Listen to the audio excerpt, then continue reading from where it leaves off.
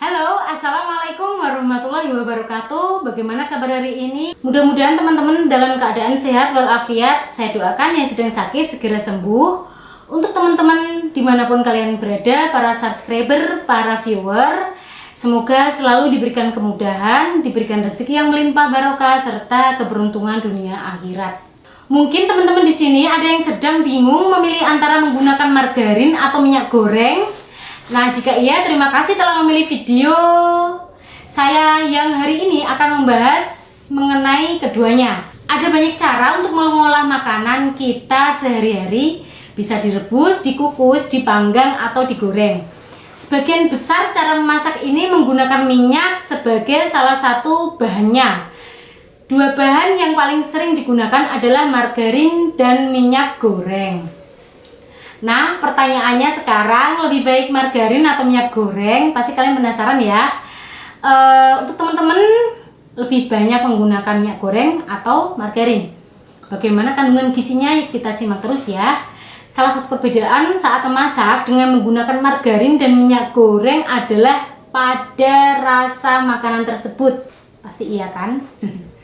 Makanan yang dimasak dengan margarin terasa jauh lebih gurih.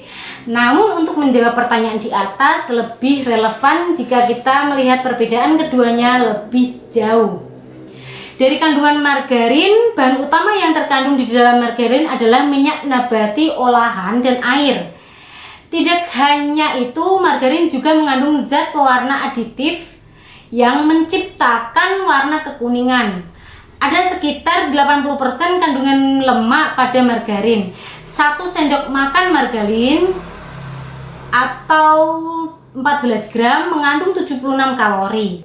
Total lemaknya adalah 8,4 gram.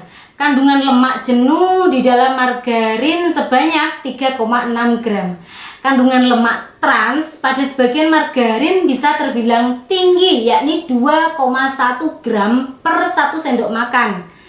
Konsumsi lemak trans disebutkan dapat meningkatkan kadar kolesterol jahat atau LDL dan mengurangi kadar kolesterol baik atau yang kita kenal sebagai HDL.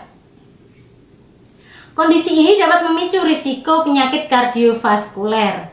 Selain itu, lemak trans juga menjadi salah satu penyebab kenaikan berat badan dan berisiko menyebabkan penyakit diabetes. Margarin memang mengandung beberapa kandungan yang jika dikonsumsi berlebih bisa berbahaya bagi kesehatan. Tapi margarin juga mengandung fitosterol. Fitosterol adalah senyawa yang dipercaya dapat mengurangi kadar LDL atau yang biasa kita sebut sebagai lemak jahat ya. Selain margarin, makanan yang mengandung fitosterol lainnya adalah kacang-kacangan dan biji-bijian. Jika ingin mendapat manfaat fitosterol tanpa lemak trans, sebaiknya mengkonsumsi kacang-kacangan dan biji-bijian alih-alih margarin. Kemudian adalah kandungan minyak goreng. Ada banyak jenis minyak goreng yang beredar di pasaran sekarang ya.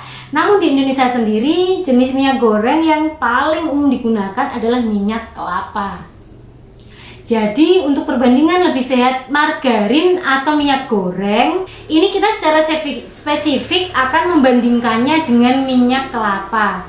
Minyak kelapa terkenal sebagai minyak goreng yang sangat tahan pada suhu tinggi. Ini karena minyak kelapa mengandung asam lemak atau fatty acid yang tinggi, di mana 90% asam lemak ini adalah asam lemak jenuh. Dari kandungan asam lemak dalam minyak kelapa, sekitar 40% adalah kandungan asam laurat. Ini adalah persentase yang tinggi jika dibandingkan dengan jenis minyak goreng lainnya. Asam laurat adalah jenis asam lemak jenuh yang cukup langka yang disebutkan dalam membantu meningkatkan total kolesterol dengan menambah kadar HDL. Dengan kata lain, asam laurat berpotensi mengurangi risiko penyakit jantung karena kadar HDL yang meningkat tersebut. Jadi, lebih sehat margarin atau minyak goreng?